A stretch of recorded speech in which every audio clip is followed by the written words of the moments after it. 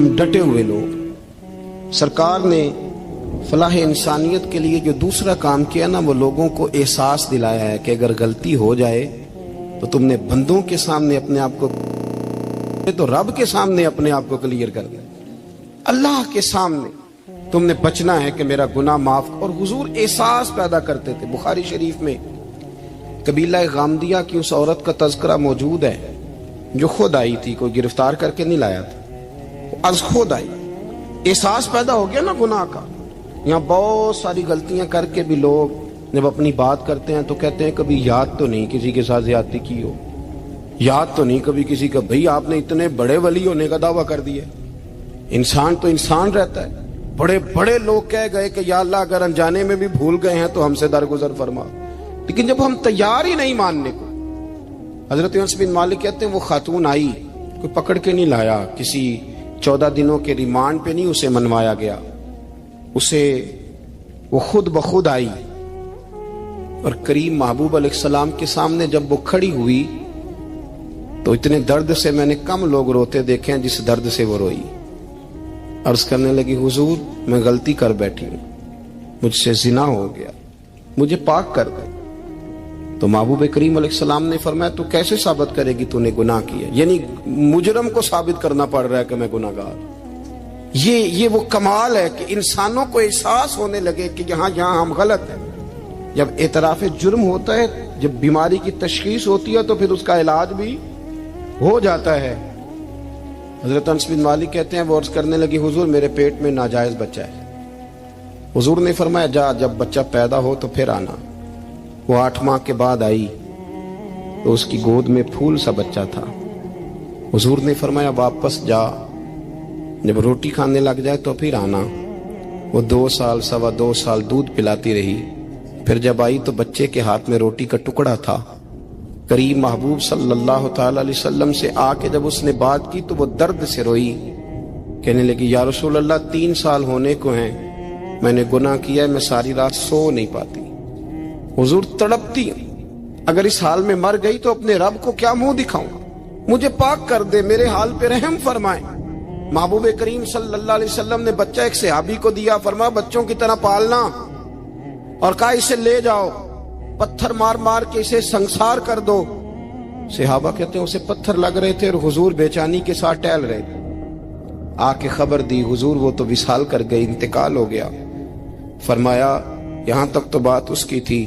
حضرت انس بن مالک کہتے اب محبوب کریم نے صحابیات سے فرمایا اسے غسل دو، کفن پہناؤ، جنازہ تیار ہو جائے تو مجھے خبر کرنا.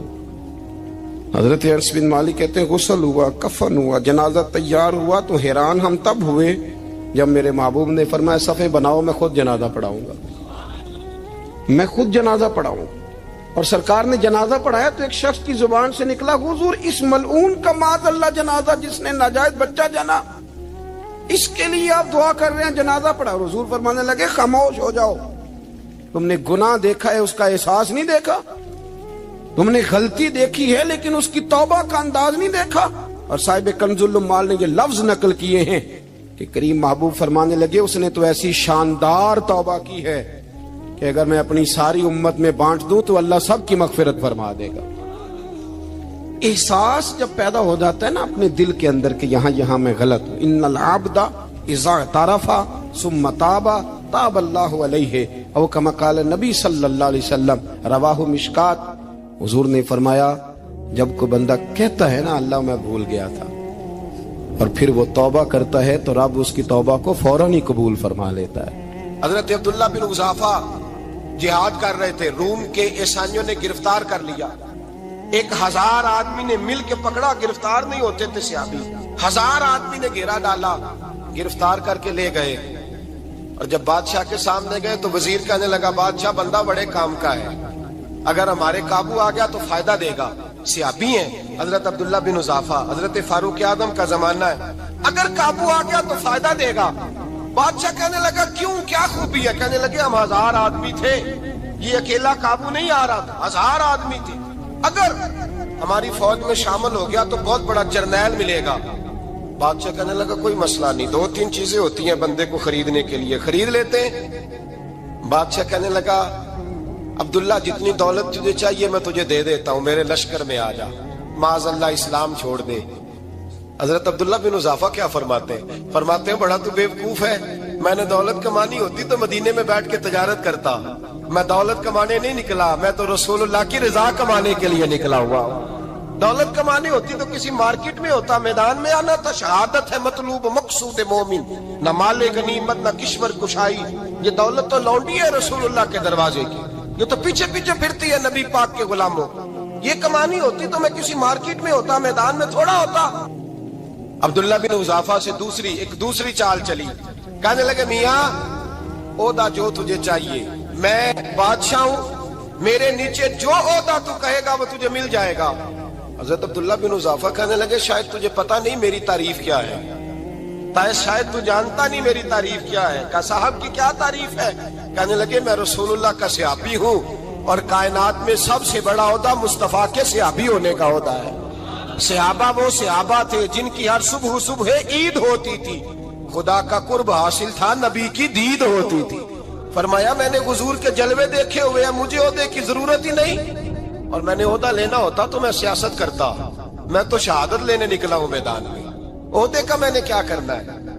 اب بادشاہ کہنے لگا اسے قتل کر دو، وزیر کہنے لگا نہیں، ایک بات اور ہے، مجھے ایک چال اور چلنے دو۔ کہا وہ کیا؟ کہنے لگے میری بیٹی بڑی خوبصورت ہے، مجھے موقع دو اپنی ہی بیٹی کو سجا بنا کے، وہ جوان جس کی جوانی اتنی بڑی ہے کہ 1000 آدمی مقابلے میں کھڑا نہیں ہوتا، اس جوان کے کمرے میں رات کی تنہائی میں بنا سوار کے بی بی کو بھیجا۔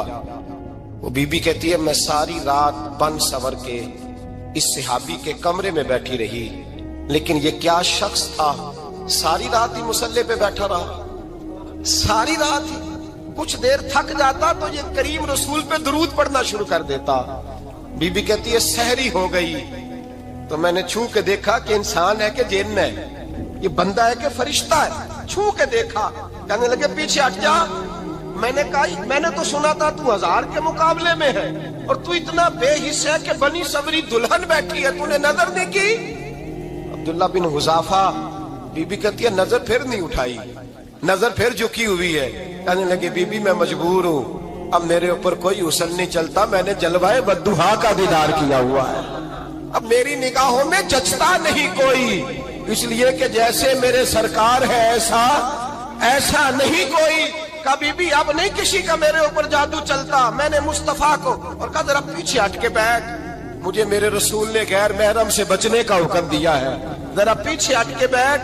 سحری کا وقت تھا، وہ بی بی کہتی ہے اس نوجوان کے جملے میرا سینہ چیر گئے، کلیجہ پھٹ گیا، چیخ نکلی، میں کفر کے عالم میں روئی۔ میں نے کہا مجھے بتا تو صحیح، آخر یہ جذبہ کہاں سے ملتا ہے، آخر یہ روشنی تو میں نے دیکھی نہیں، کہاں سے آتی ہے؟ ایک میرا باپ ہے جو بنا سور کے مجھے تیرے کمرے میں چھوڑ گیا، بتلا یہ کہاں سے کیف آتے ہیں؟ عبداللہ بن حذافہ کہنے لگے اگر کیف لینا ہے تو بھی میرے مصطفیٰ کا کلمہ پڑھ جا، آجا دروازے رسول پہ جھک جا، مل جائے گا۔ سویرے دروازے پہ باپ آیا بیٹی سے رزلٹ لینے، دروازہ کھولا تو بیٹی نقاب پہنے باہر آئی، باپ کہنے لگا کیا بلا؟ کہنے لگی پیچھے ہٹ جا، تو غیر محرم ہے، کافر ہے، میں مسلمان ہوں۔ اس نے کہا کیا ہوا؟ کہنے لگی تیرے جیسے کو باپ کہوں، تیرے جیسے کو جو مجھے استعمال کر رہا تھا، میں تجھے باپ نہیں مانتی، میں اب رسول والی ہو گئی، میں حضرت فاطمہ کی کنیزہ ہو گئی ہوں، میں اب نبی کریم کی خادمہ ہوں، خبردار میرے قریب نہ آنا۔ یہ دعو بھی ناکام ہوا۔ اب حضرت عبداللہ بن حذافہ کے سامنے موت کھڑی کی، ایک کڑا میں تیل گرم کیا، کہنے لگے تجھے اس میں جلایا جائے گا۔ حضرت عبداللہ بن حذافہ رضی اللہ تعالیٰ عنہ جب جلنے کے قریب ہوئے تو رونے لگے۔ روم کا بادشاہ کہنے لگا شاید ڈر گیا ہے، کہنے لگے اب سمجھ آئی ہے، اب تجھے پتا چلا ہے، چلا جا۔ حضرت عبداللہ بن حذافہ کہنے لگے تو کافر ہے، تیری کافروں والی سوچ ہے، اس لیے نہیں رویا کہ موت سے ڈر گیا ہوں، میں تو اس لیے رویا ہوں کہ ایک جان ہے، وہ نبی پاک پہ قربان ہو رہی ہے، کاش رب مجھے 1000 جان دیتا، میں ساری مصطفیٰ پہ قربان کر دیتا۔ ایک سنار نے گلی میں ایک یتیم چھوٹے سے بچے کو گھومتے دیکھا تو سنار بے اولاد تھا، بچے کو اٹھا کے گھر لے آیا۔